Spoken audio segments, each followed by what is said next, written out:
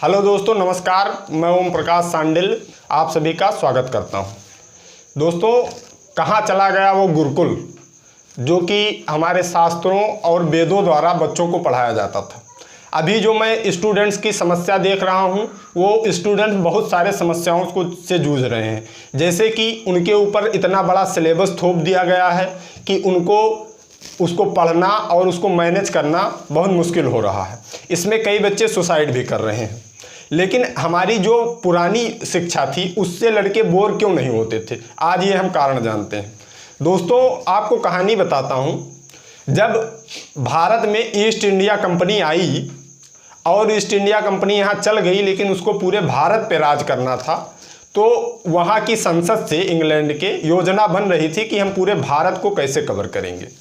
तो वहाँ से एक व्यक्ति भेजा गया जिसका नाम था लॉर्ड मैकाले। लॉर्ड मैकाले जब भारत आया तो उसने पूरे भारत में भ्रमण किया और देखा, और फिर जाने के बाद जब संसद गया तो उसने, जानते हो क्या कहा? उसने कहा कि अगर हमें भारत पर राज करना है तो वहाँ की शिक्षा व्यवस्था को हमें परिवर्तित करना होगा। वहाँ की इतनी अच्छी शिक्षा व्यवस्था है, इतनी सुदृढ़ शिक्षा व्यवस्था है कि अगर ऐसी शिक्षा व्यवस्था रही तो उनके बच्चों के ऊपर राज करना असंभव हो जाएगा। उसी के अनुसार जब प्रसार हुआ ईस्ट इंडिया कंपनी का भारत में, अंग्रेजों का राज हुआ, तो उन्होंने हमारी गुरुकुल व्यवस्था को ध्वस्त कर दिया।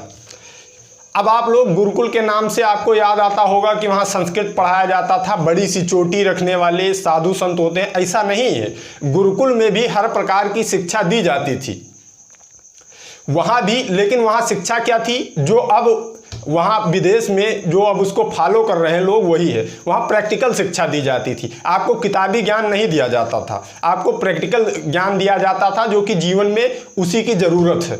किताबी ज्ञान की उतनी ज़्यादा आवश्यकता नहीं है जितना प्रैक्टिकल ज्ञान की है। भारत में जो सर्वे बताता है उसमें 80% स्टूडेंट ऐसे हैं जो कारपोरेट में काम करने लायक नहीं हैं। क्यों नहीं है? क्योंकि उनको उस लेवल की शिक्षा नहीं दी गई है। उनको किताबें रटाई गई हैं, ना कि उनको प्रैक्टिकली कोई चीज़ दी गई है।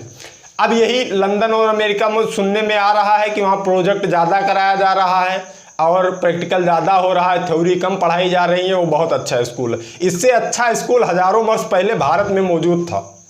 यूरोप के देशों की स्थिति मैं बता दूं, भारत से ही उनको गणित मिली, भारत से ही जीरो मिला, भारत से ही उनको गिनती मिली। आप जानते हैं कि हजारों साल पूर्व यूरोप के लोग जब गिनती की खोज भारत ने नहीं की थी, और जब भारत ने कर ली थी वहाँ तक पहुँची नहीं थी, तो ये गिनती कैसे करते थे?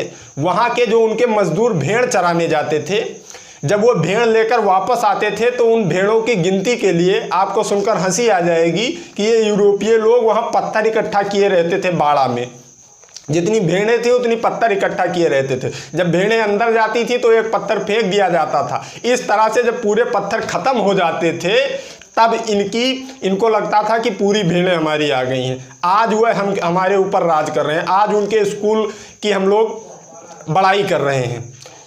इसी के संदर्भ में गुरुकुल में क्या शिक्षाएं दी जाती हैं, कैसे गुरुकुल की, ये बात नहीं है कि आप अपना पूरा सिलेबस छोड़ दीजिए। आप जो पढ़ रहे हैं इसी में अगर गुरुकुल के संस्कार आपको मिल जाते हैं, गुरुकुल की शिक्षा की जो पद्धति थी वो आप में आ जाती है, तो आपको ये सारा चीज़ आसान हो जाएगा।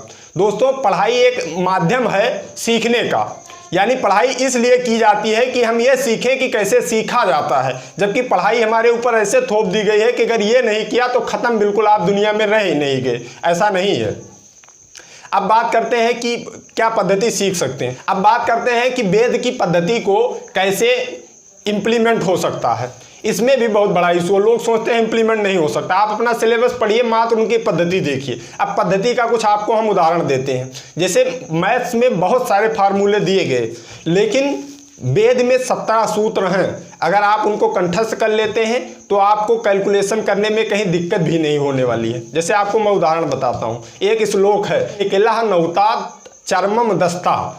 इस श्लोक के जरिए आप कोई भी कैलकुलेशन चुटकियों में कर सकते हैं। जैसे आप जो ऐसे अंक है जिनमें 9 9 9 होता है, उनको अगर आप किसी भी संख्या से मल्टीप्लाई करना चाहें तो उसके लिए बहुत अच्छा फार्मूला ये है, और इस फार्मूले में हम डिटेल चर्चा करेंगे अगली वीडियो में। तो दोस्तों, हमारा लक्ष्य और उद्देश्य यही है कि आप लोग वो संस्कार प्राप्त करें जिससे कि आपको पढ़ाई बोझ ना लगे, बल्कि सारी चीज़ें आसानी से हो जाएं। इसी उद्देश्य के लिए चैनल बनाया गया है, इसलिए आप चैनल को सब्सक्राइब कीजिए और साथ में बेल आइकन दबाइए ताकि हमारे अगले वीडियो की अपडेट आपको मिलती रहे। बहुत बहुत धन्यवाद।